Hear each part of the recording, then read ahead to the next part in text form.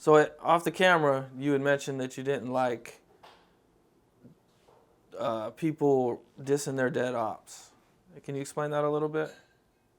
Yeah, basically like that's what we'll go with the exposing me. Basically, like honestly, I wasn't proud of that song. You know what I'm saying?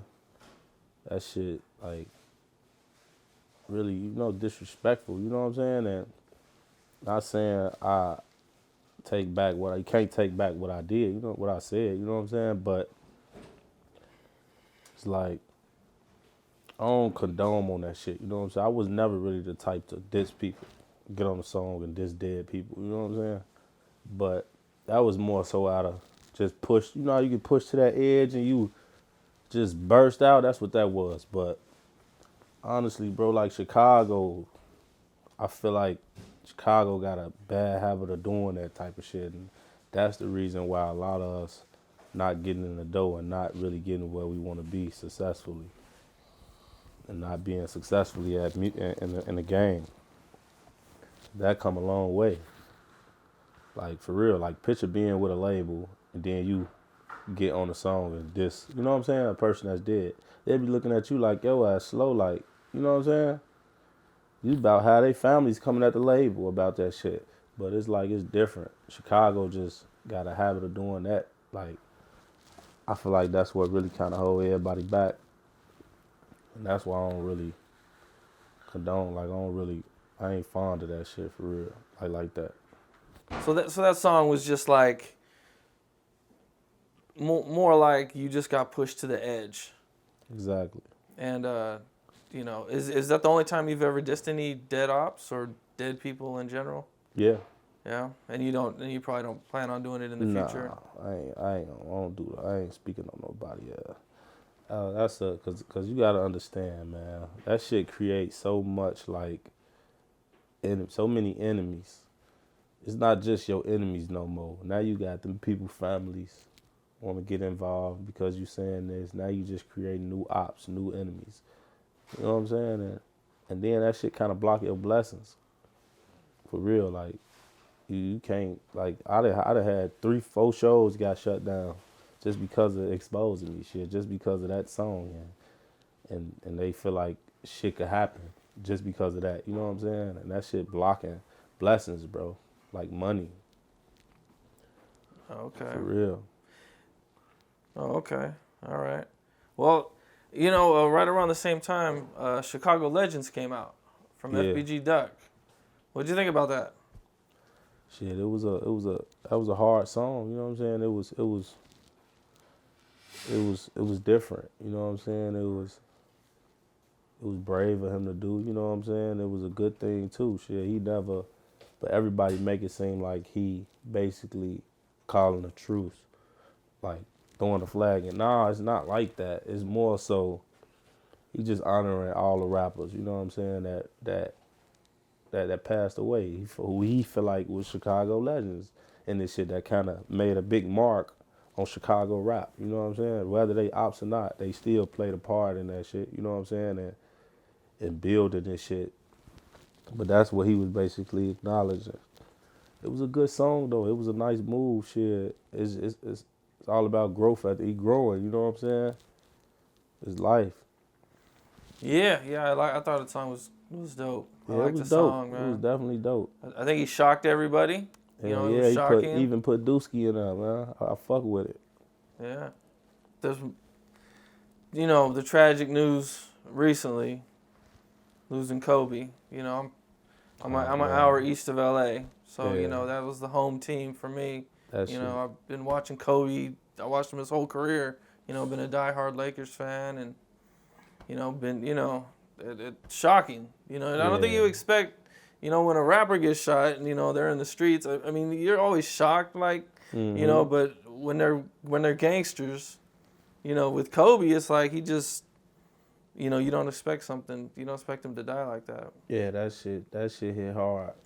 I came up off Kobe like for real, like as a kid, like had Kobe jerseys and shit. Like, yeah, that was a deep one. I didn't expect that one. Like to wake up and see that shit. Like that shit was really heartbreaking, bro. Like I took that shit hard, bro, and Oh, I ain't tolerate no disrespect behind Kobe. Letting that be known. But Kobe was a legend, man. He was definitely a legend. Just his whole persona, you know what I'm saying? How he carried himself. He was one of those people who you thought would never die, you know what I'm saying? Thought he was superhuman. For real, man. That shit's sad. My condolences to his family, you know what I'm saying? And the other people that died in the incident. Yeah. I studied his work ethic. I used to watch his interviews when he would talk about his process, his practicing, his learning, and the process he uses for learning a skill or a different shot or whatever. How he'd break it down into the smallest pieces, and Kobe I learned a was lot one from of his. him. He used to watch Mike a lot. Yeah. I used to watch his certain interviews. He was talking about it. He'd watch Michael Jordan, watch his old tapes just to learn from Mike. You know what I'm saying? And Kobe he definitely was brave on that court, boy. You couldn't put no fear in him at all. Like I seen the video on the internet. Somebody was out. I don't know who that was. He was he had the ball in his hand.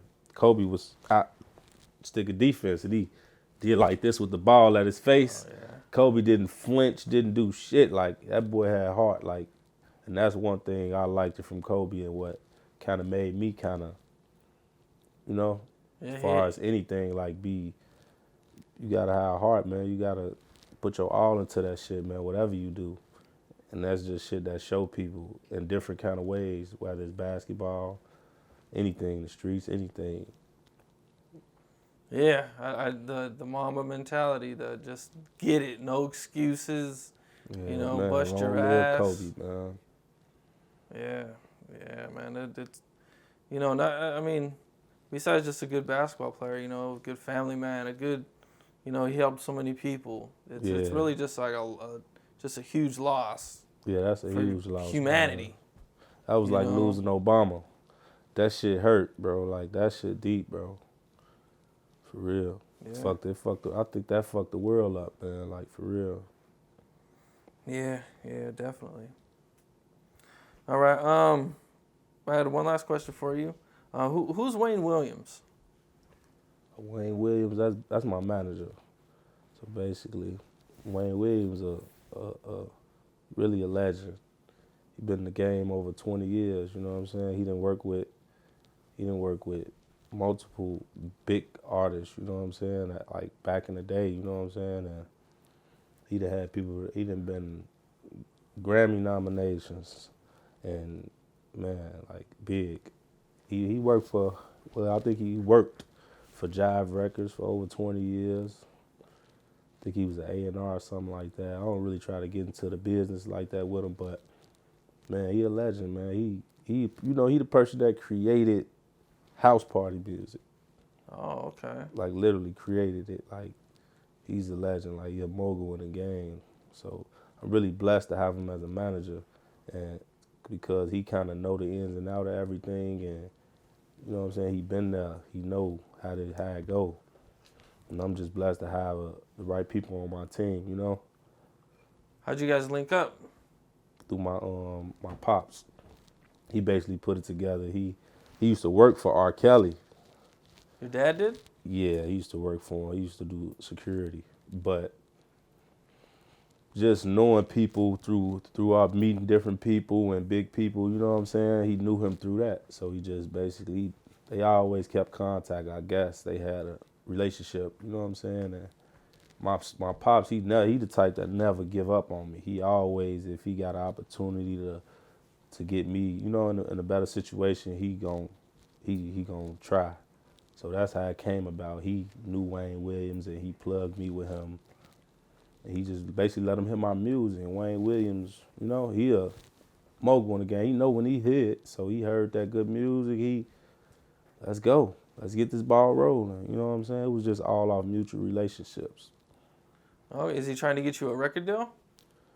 Basically, that'd be the goal at the end of the day, to get a record deal, So you're looking for more of a deal than to stay independent?